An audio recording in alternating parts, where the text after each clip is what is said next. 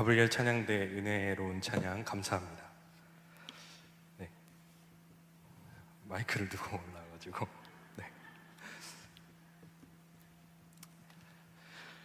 네, 코로나19 지역 확진자가 갑자기 늘어나면서 성도님들께서도 많은 염려와 걱정이 있으시리라 생각이 됩니다. 이 어려운 상황 속에서도 하나님을 향한 예배의 자리를 사모하는 마음으로 오후 찬양 예배에 나오신 모든 성도님들을 사랑하고 축복합니다.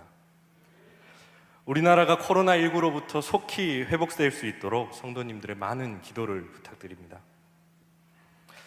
대한민국의 경제와 과학기술은 지난 몇십 년간 놀라운 수준으로 발전해 왔습니다. 세계적으로도 마찬가지입니다.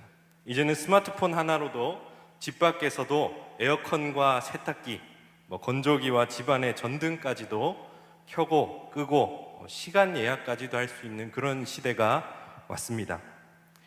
유튜브라는 플랫폼을 사용해서 전 세계의 모든 사람들이 동시에 같은 컨텐츠를 소비할 수 있는 그런 시대에 우리는 살아가고 있습니다. 이런 기술 발전의 혜택과 편리함은 남녀노소를 가리지 않으며 사용하여 편의를 누리고자 하는 본인의 의지만 있다면 누구에게나 주어지는 기회입니다. 원래는 저도 최신 기술은 젊은 사람들이나 사용하는 것인 줄로만 알고 있었는데 저희 위임 목사님께서 스마트폰으로 자동차 시동도 켜고 끄고 하시고 문도 열고 닫고 하시는 걸 보고 우리 사회가 나이와 성별 관계없이 정말 누구나 편리함을 누릴 수 있게 되어가고 있구나라는 것을 깨닫게 되었습니다. 여러분 혹시 대한민국의 시간은 다른 나라보다 빨리 간다라는 말을 들어보셨을까요? 보통의 나라들이 10년 동안 발전할 것을 한국은 1년 만에 발전하는 수준으로 빠르게 성장했다라는 뜻이라고 합니다. 우리나라에서 10년이면 강산이 변한다라는 말은 진짜 옛 말이 되어버렸죠. 1, 2년만 지나도 최신 기술이 철진한 기술이 되거나 당연한 것이 되어버리기 때문입니다. 우리나라만 해도 70년대, 80년대에 그러니까 한 30년 전쯤에 미래의 모든 사람들이 텔레비전을 그것도 칼라 텔레비전을 이렇게 손에 들고 보면서 다니게 될 줄을 누가 상상이나 했겠습니까? 10년 전쯤에 스마트폰이 처음 보급됐을 때 다 폴더폰, 슬라이드폰 이런 거 들고 다녔습니다. 스마트폰 쓰는 사람들이 처음에는 10명 중에 1명 있을까 말까였죠. 처음에는 거의 모든 사람들이 스마트폰을 들고 다니게 될 거라는 생각을 잘 하지 못했었습니다. 우리가 지금 살아가고 있는 이런 세상은 10년, 20년 전만 해도 상상하기 힘들었지만 우리는 지금 전 국민이 손에 전화도 되고 문자도 되고 TV도 나오는 그런 기계를 들고 다니는 세상 속에서 살아가고 있습니다. 우리와 우리의 자녀들은 이러한 시대적 배경 속에서 살아가고 있는 겁니다. 특별히 우리의 자녀들의 경우 10살짜리 초등학생도 강산이 한 3-4번 바뀌는 경험을 하는 그런 세대입니다. 70년대부터 90년대까지만 해도 그 시절의 사회문화적 인식이나 그 시기에 누렸던 과학기술 같은 것들이 5년에서 10년 정도는 그래도 크게 격변하기보다는 비슷한 수준으로 유지가 되었기 때문에 주로 세대 차이라는 것은 젊은이들과 장년층 사이에서 보여지는 그런 현상이었습니다. 하지만 지금은 청년과 장년층 사이의 세대 차이는 말할 것도 없고 심지어 10대, 20대 젊은 세대 사이에서도 세대 차이가 두드러지게 나타나는 것을 볼 수가 있습니다. 앞서 말씀드린 것처럼 10살짜리도 빠른 시대적 변화 때문에 강산이 3번, 4번 크게 변화하는 것을 겪는 급변하는 시대가 바로 현재의 세계이고 현재의 대한민국이기 때문입니다. 청소년이나 젊은 사람들 사이에서 세대 차이가 난다는 사실을 조금 이해하기 어려우실 수도 있을 것 같아서 실제로 올해 1월 달에 초등학교 4학년 그러니까 11살짜리 아이가 인터넷에 올린 글을 한번 그대로 읽어드려 보려고 합니다. 읽어드리겠습니다. 안녕하세요. 저는 초등학교 4학년 학생입니다. 학교 과학 숙제로 이번에 창의적인 것 한 가지를 발명하려는 걸 글로 써야 하는데 대단한 아이디어가 떠올라서 글로 정리해 보려고 합니다. 엄마, 아빠 그리고 저의 핸드폰을 보면 항상 배터리가 없을 때 충전기에 꽂거나 보조 배터리에 연결을 시켜야 됩니다. 그런데 보조 배터리도 충전을 해야 하고 케이블로 연결하니까 너무 불편한 겁니다. 여기까지 읽고 저는 정말 공감하면서 읽었어요. 이 친구 과학 영재구나. 요즘 이런 11살짜리도 이런 생각을 하는구나. 나도 이런 게 참 불편했는데 하면서 이 아이가 생각해낸 해결 방법이 너무 궁금해져서 다음 부분을 빠르게 읽어 나갔습니다. 다시 아이의 글입니다. 그래서 제가 생각해낸 게 아예 핸드폰 배터리를 뺐다 꼈다 하는 방식으로, 즉 처음에 휴대폰을 사면 배터리를 2개 주고 한 개는 휴대폰에, 한 개는 미리 충전을 하는 거예요. 그런 다음에 밖에 나갔을 때 배터리가 방전이 되면 여분의 배터리로 갈아 끼우면 다시 100%부터 시작해서 참 편리할 것 같아요. 그러면 무거운 보조 배터리를 들고 다닐 필요도 없고 핸드폰 배터리만 가지고 다녀서 부피 차지도 안 하고요. 여기서 글이 끝이 아니고 한 문장 더 있었는데 이게 진짜 하이라이트입니다. 너무 현실성 없고 지금 과학기술로는 거의 불가능한 기술이겠지만 여기 유유유 이렇게 돼 있어요. 네, 손전등도 건전지 교체 방식이니까 언젠가는 실현될 수 있잖아요. 그래서 저는 이런 식으로 발명 방학 숙제 글을 쓰려고 하는데 조언 좀 부탁드립니다. 라고 이 학생의 글은 마무리가 됩니다. 여기까지 읽고 다시 올라가 보니까 이 아이가 쓴 글의 제목이 초등학교 발명 방학 숙제로 미래에는 핸드폰 배터리를 교체할 수 있다 였습니다. 네. 정말 저희가 생각해보면 근데 지금 우리 10대 후반, 20대 초반 친구들만 하더라도 핸드폰 배터리, 스마트폰 배터리를 뺐다 꼈다를 경험해본 세대입니다. 근데 이 11살짜리 친구는 그걸 본 적이 없는 거예요. 정말 획기적인 아이디어를 제가 기대를 했었는데 조금은 실망스럽기도 했지만 저는 이 아이가 100% 이해는 되더라고요.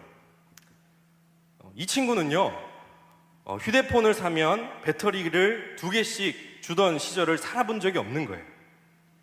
물론 본인이 기억나지 않는 아기 때 그 시절 초창기 스마트폰은 배터리를 줬었지만 이 아이가 자신의 삶을 기억할 수 있는 그 시절부터 지금 현재까지는 그런 휴대폰을 본 적이 없는 겁니다. 우리와는 아예 다른 세대인 것이죠. 삼성 애니콜 박물관에 가서 옛날에는 휴대폰이 전화만 됐었다는데 사실인가 봐요 라는 인터뷰를 하는 세대. 전화 받는 신용을 해보라고 하면 여러분들 어떻게 하십니까? 보통 이렇게 다들 하실 것 같은데 이렇게 하는 것이 아니라 전화 받는 신용 해보라고 하면 이렇게 하는 세대. 그런 세대가 바로 지금 우리의 아이들입니다. 3일쯤 뒤면은 저희 가정에 아기가 태어났는데요. 만약에 전 세계가 코로나 이전으로 돌아가지 못한다고 하면 이 태어날 아이와 또래 친구들은 마스크 없는 세상을 살아본 적이 없는 세대가 되는 겁니다. 그렇습니다. 지금 대한민국의 미래, 한국교회의 미래, 우리 고척교회의 미래를 책임져 나갈 우리의 다음 세대들은 우리와는 전혀 다른 세대입니다. 6.25 전쟁, 군부 독재, IMF, 2008년 국제금융위기 등 여기 계신 여러분들이 겪어왔고 이겨냈던 수많은 고난의 시기를 겪어보지 못한 세대가 바로 우리의 자녀들, 다음 세대입니다. 강단에 서 있는 저부터도 6.25 전쟁과 군부 독재 시절은 겪어보지 못했으니까요. 심지어 저는 88 올림픽도 못 봤습니다. 89년생입니다. 보기보다 나이가 많죠. 90년대 태어났을 것 같은데 보기보다 나이가 많아요. 감사합니다.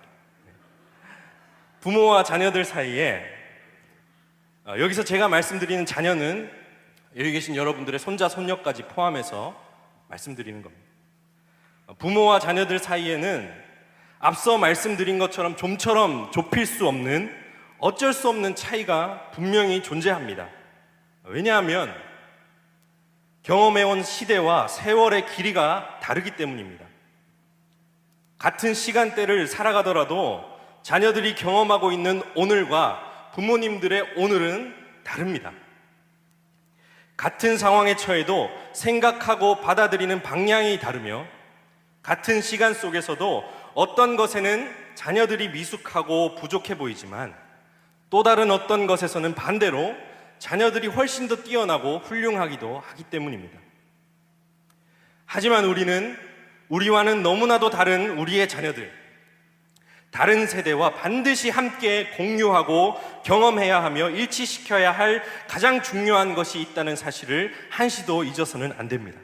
그것은 바로 여호와 하나님을 경외하고 우리에게 지금까지 행하신 은혜를 기억하며 앞으로 주실 은혜를 기대하고 소망하는 하나님 나라의 백성으로서의 삶입니다.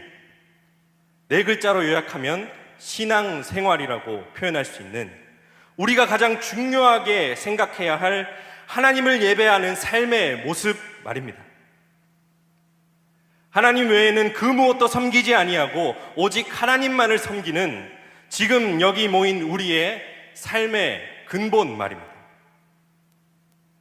우리와 자녀들은 서로가 서로에게 다른 세대이지만 우리는 반드시 우리가 경험한 은혜와 우리가 경험한 인격적인 하나님, 우리를 구원해 주신 하나님과 예수 그리스도의 십자가 사랑을 우리의 자녀들과 공유해야 할 의무가 있음을 기억하시면서 오늘 우리에게 주신 말씀으로 돌아가 보겠습니다. 오늘 함께 읽으신 본문 말씀을 살펴보면 여호수아 세대는 다음 세대에게 자신들의 신앙을, 하나님을 예배하는 신앙생활을 물려주지 못했습니다.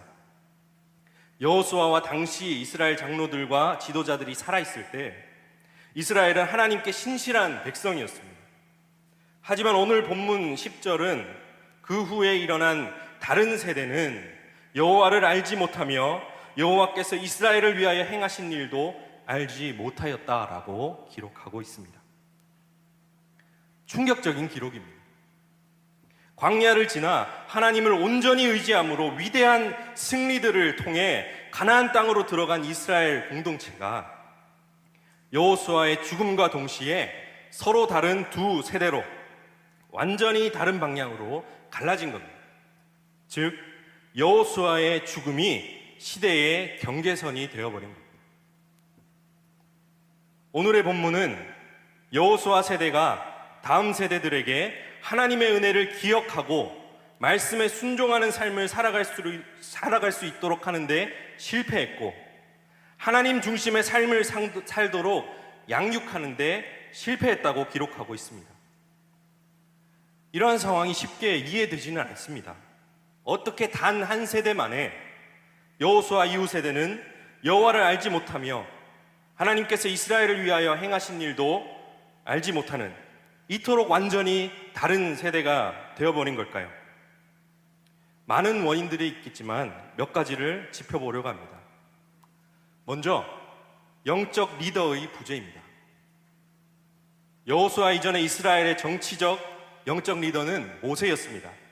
모세는 여호수아가 자신의 옆에서 보고 배울 수 있도록 했고 많은 것들을 가르쳤습니다. 아말렉 전투에서 백성들을 지휘하여 싸우도록 했고, 하나님의 계명을 받으러 갈 때도 여호수아를 데리고 갔습니다. 하지만 여호수아는 후계자를 세우지 않았습니다. 이제 12지파가 각각의 기업으로 받은 땅에서 하나님의 말씀대로 살아가야 하기에 하나님께서 세우지 말라고 하셨는지 아니면 다른 어떤 이유가 있었는지는 확실히 알 수 없지만, 여호수아는 정치적, 군사적인 지도력을 이어갈 후계자는 세우지 않더라도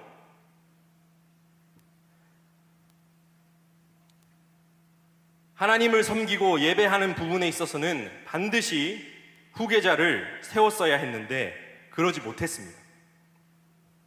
여호수아 23장을 보면 여호수아 또한 영적인 후계자, 영적 리더의 부재에 대한 문제의식을 가지고 있었다는 것을 알 수 있습니다. 보통의 구약 성경 속 인물들이 죽기 전에 자녀들이나 다음 세대에 전하는 이야기가 축복인 반면에 여호수아의 마지막 당부는 걱정만 한가득이기 때문입니다. 여호수아는 죽기 전 마지막에 다음 세대를 향하여 하나님을 떠나 이방신을 섬기지 말 것을 당부하고 또 당부합니다. 하지만 여호수아는 물론 제사장들조차 영적 리더를 세워나가는 역할을 해내지 못했고, 하나님께서 이스라엘에 베푸신 구원을 기억하고 예배하는 절기들을 지킬 수 있도록 다음 세대에 온전히 전달하는 데 실패했습니다. 모세와 아론으로부터 이어져 온 영적 리더의 명맥이 끊어져 버린 것입니다.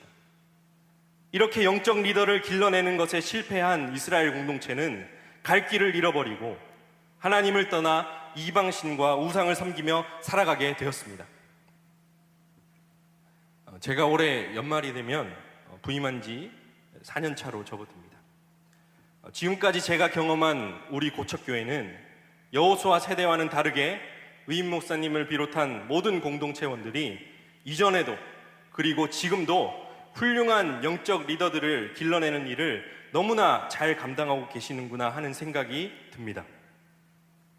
부르심을 받고 순종함으로 주의 종의 길을 가는 신학생들에게 장학금을 지원하고, 저처럼 경험도 일천하고 부족한 종을 주기적으로 작년 예배 설교 강단에 세워주시고, 어떠한 말씀이 선포되어도 옥토와 같은 마음밭으로 아멘으로 화답해 주시고, 맑은 눈빛으로 집중해 주시기도 하고, 이렇게 어디서도 경험할 수 없는 귀한 목회적 경험을 쌓을 수 있도록 도와주고 계십니다. 이러한 성도님들의 헌신과 배려와 노력을 통하여 우리 고척교회가 한국교회의 많은 영적 리더들을 배출하는 위대한 교회로 하나님께 쓰임 받으시길 주님의 이름으로 축복합니다. 이어서 여호수아 이후 세대가 하나님을 알지 못하는 다른 세대가 되어버린 두 번째 이유는 신앙 교육의 실패입니다. 그 중에서도 저는 여호수아 세대가 다음 세대의 신앙을 교육하는 것에 실패한 큰 원인이 시대적 환경이라고 생각합니다. 오늘날 그 어느 때보다 풍요롭고 편리한 시대적 환경 속에서 살아가는 우리의 자녀들이 내가 누리는 이 모든 것이 당연히 주어진 것이 아니라 하나님의 은혜임을 고백하고, 그리고 하나님의 말씀이라는 절대적 진리를 마음속 깊이 인정하며 신앙하며 살아가기 어려운 것처럼 여호수아 다음 세대 또한 만나와 메추락이라는 하루 먹을 수 있는 일용할 양식만 먹다가 이제는 하루 먹고도 충분히 남아서 쌓아두고 먹을 수 있는 풍요로운 생활을 영위하게 된 시대적 환경 속에서 자연스럽게 하나님을 잊어갔으리라 생각이 됩니다. 이스라엘 백성들이 가나안에 들어갔을 때 그 땅에는 이미 풍요로움을 누리며 살아가던 가나안 사람들이 있었고, 이스라엘 사람들은 그들을 보며 가나안 사람들에게 그러한 부와 풍요를 주고 있는 것처럼 보이는 바알과 아스타롯이 하나님보다 더 대단해 보였던 것입니다. 지금 우리의 자녀들은 어떻습니까? 제가 최근 몇 년 동안 가장 충격받았던 이야기가 있습니다. 아직까지도 제 마음속에 굉장히 심각하게 남아있는 이야기입니다. 바로 초등학생들 사이에서 친구들을 휴거라고 놀린다는 겁니다. 처음에 이 이야기를 듣고 저는 초등학생들이 요한계시록에 나오는 휴거 이야기를 하는 줄 알고 요즘 아이들 신앙 수준이 장난이 아니구나 이런 생각을 했었는데 그게 아니었습니다. 이 10살 전후의 어린아이들이 친구들을 놀릴 때 사용하는 이 휴거라는 단어는 휴먼시아 거지의 줄임말이라는 거였습니다. 임대 아파트 사는 친구 따돌리는데 쓰는 말이라는 겁니다. 이게 벌써 3, 4년 전 이야기고 작년, 재작년쯤에서 아이들 사이에 빌거, 엘사라는 말까지 생겨났다는 신문 기사를 보았습니다. 빌거는 아이들끼리 빌라 사는 친구를 빌라 거지라고 놀리는데 쓰는 말이고, 엘사는 임대 아파트인 LH 사는 친구를 비하하는 말이라고 합니다. 여러분, 아이들이 이 줄임말은 만들어냈을 수 있습니다만 이런 물질 만능주의적 사고와 개념을 다 누가 가르쳤겠습니까? 아이들의 부모가 말로, 삶으로, 행동으로 가정에서 보여줬기 때문에 아들아, 딸아, 너희는 여기 살기 때문에 저기 사는 아이들과는 다르게 더 고귀한 존재란다라는 말도 안 되는 가르침을 명시적으로 묵시적으로 가정에서 행하여 왔기 때문에 초등학생밖에 안 되는 어린 아이들이 이런 생각을 가지고 천하보다 귀한 한 영혼을 멸시하며 살아가는 것 아니겠습니까? 사랑하는 성도 여러분, 절대로 이런 풍조에 침묵하거나 동조하지 마시고 강력히 저항하실 것을 권면드립니다. 저는 개인적으로 포괄적 차별금지법이나 동성애 관련된 문제만큼 이 문제를 굉장히 심각하게 생각합니다. 이제라도 이러한 사회적 인식들을 막아서지 않으면요, 우리 자녀들 망하는 길로 고속도로 태우는 것과 같습니다. 다음 세대를 바알과 아스다롯과 만몬의 먹잇감으로 던져주는 것과 같습니다. 이런 가정교육 받은 아이들 중에 어느 누가 예수께서 말씀하신 이웃사랑 제대로 실천하겠습니까? 상호 존중, 배려, 이런 가치가 우리 다음 세대에 존재하기나 할까요? 사랑하는 성도 여러분, 내가 지금 어떤 곳에 살고 있고 어디에 있는지는 하나님의 거룩한 백성으로서의 삶을 살아가는 데 있어서 전혀 중요한 요소가 아닙니다. 가나안 땅에서 풍요를 누리고 있거나 아니면 광야 같은 삶의 자리 속에서 가나안 땅을 바라보고 있는지는 전혀 우리의 삶에서 중요한 요소가 아니라는 겁니다. 우리는 어디에 사는지가 아니라 어떻게 사는지에 관심을 기울여야 합니다. 하나님 나라 백성답게 살아가는 방법을 부지런히 자녀들에게 가르치는 저와 여러분 되시길 소망합니다. 다시 오늘 주신 말씀으로 돌아가 보겠습니다. 여호수아 세대가 갑자기 주어진 물질적 풍요 속에 들어갈 수밖에 없었던 시대적 환경 속에 있었다 할지라도 다음 세대의 신앙교육에 실패한 가장 큰 원인은 명백히 가정신앙교육의 실패 때문입니다. 여호수아 세대는 하나님의 다른 명령과 법도는 살아생전에 잘 따라 행했을지 모르지만 쉐마 이스라엘로 시작하는 신명기 6장 4절로 9절의 말씀을 가정에서 제대로 실천에 옮기지 못한 것 같습니다. 자녀들이 일상생활 속에서 하나님의 말씀대로 살아갈 수 있도록 제대로 교육하지 못했습니다. 그랬기 때문에 여호수아 다음 세대들은 자신들이 가나안 땅에서 살아가는 삶의 목적이 단순히 그 땅에서 물질적 부와 풍요를 누리는 데 있다고 생각했습니다. 하지만 그들이 누리던 풍요는 여호수아 세대가, 그들의 윗세대가 하나님께 순종했던 결과로 주어진 것이지 공동체의 삶의 목표로 삼았으면 안 되는 것이었습니다. 여호수아와 다음 세대는 거룩한 하나님의 백성으로서의 소명을 공동체의 삶의 목표로 삼았어야 했습니다. 세계가 다 내게 속하였나니 너희가 내 말을 잘 듣고 내 언약을 지키면 너희는 모든 민족 중에서 내 소유가 되겠고 너희가 내게 대하여 제사장 나라가 되며 거룩한 백성이 되리라. 너는 이 말을 이스라엘 자손에게 전할지니라. 라는 하나님과의 언약을 그들은 삶의 표대로 삼았어야 했지만 그러지 못했기 때문에 그들은 하나님의 진노를 샀고 사사기 2장 15절 말씀에 그들이 어디로 가든지 여호와의 손이 그들에게 재앙을 내리셨다. 그 진노의 결과가 기록되어 있습니다. 하나님의 진노는 다음 세대의 잘못이기도 하지만 여호수아 세대가 신앙교육에 실패한 결과이기도 한 것입니다. 그렇습니다.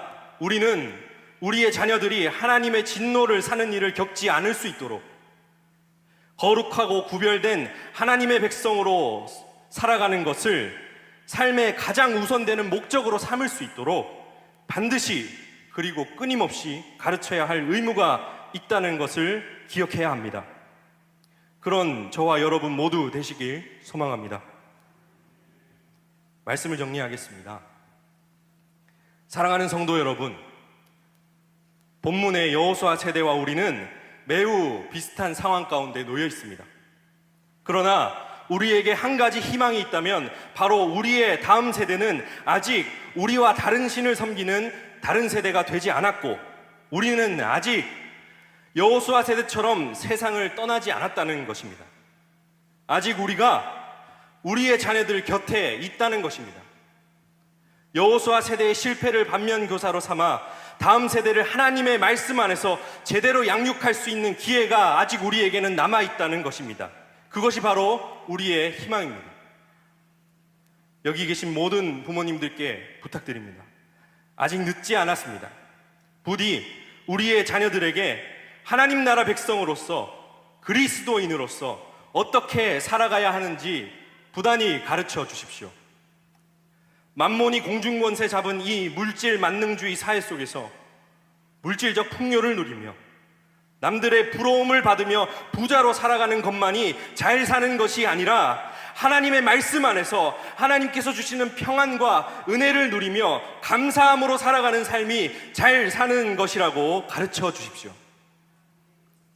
그렇게 했을 때 우리의 자녀들은 우리와 다른 신, 바알과 아스다롯과 맘몬을 섬기는 다른 세대가 아닌 우리와 같은 한 하나님을 섬기는 에베소서 4장의 말씀처럼 한 몸으로 한 성령 안에서 한 소망을 함께 공유하는 진정한 우리의 다음 세대로 굳건히 세워질 줄로 믿습니다.